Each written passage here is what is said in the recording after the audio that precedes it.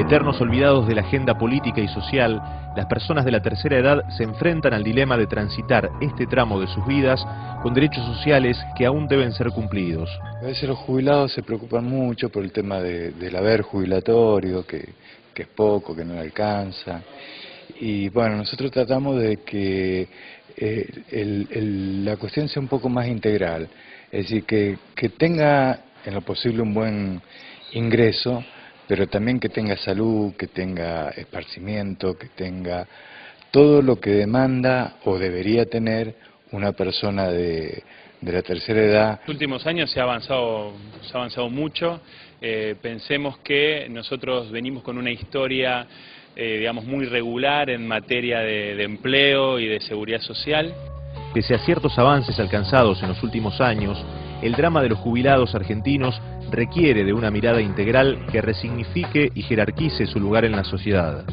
Hoy en día tenemos el 41% de los jubilados y pensionados que se pudieron incorporar al sistema producto del plan de inclusión jubilatoria que se aplicó a partir del 2005. Esto significa que esos casi 2,5 millones de personas estaban excluidas del sistema. Estoy acostumbrado en el mundo globalizado, en que los jubilamos no solamente de su trabajo, sino muchas veces de sus derechos. Es necesario agregar a la agenda pública a la ancianidad como un problema álgido. Estamos en un mundo no envejecido, pero sí envejeciente.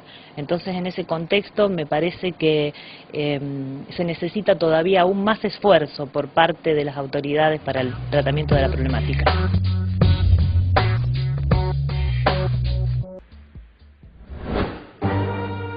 Con media sanción de la Cámara de Diputados, el proyecto de otorgar el 82% móvil a los pasivos nacionales abrió la discusión acerca de los derechos de los adultos mayores, aunque en muchas ocasiones se trata de un debate teñido de intereses políticos, con el drama de los jubilados en el medio. Esto es una excepción tanto en el régimen nacional como en los regímenes provinciales. Esto significa que el planteo que se realiza desde la oposición del 82% es un planteo que no tiene ningún sustento en la economía y en las finanzas del país. El 82% es una cuestión netamente hoy más que económica política. Y se enmarca todo dentro de un encuadre general de crispación política que tenemos en estos momentos en el país, donde se está logrando un gran antagonismo que no le hace bien a ningún sector de la República. En realidad termina siendo una cuestión muy demagógica, porque es como plantear que se haga una escuela, que se haga un hospital o que se haga un puente sin decir de dónde va a salir el financiamiento.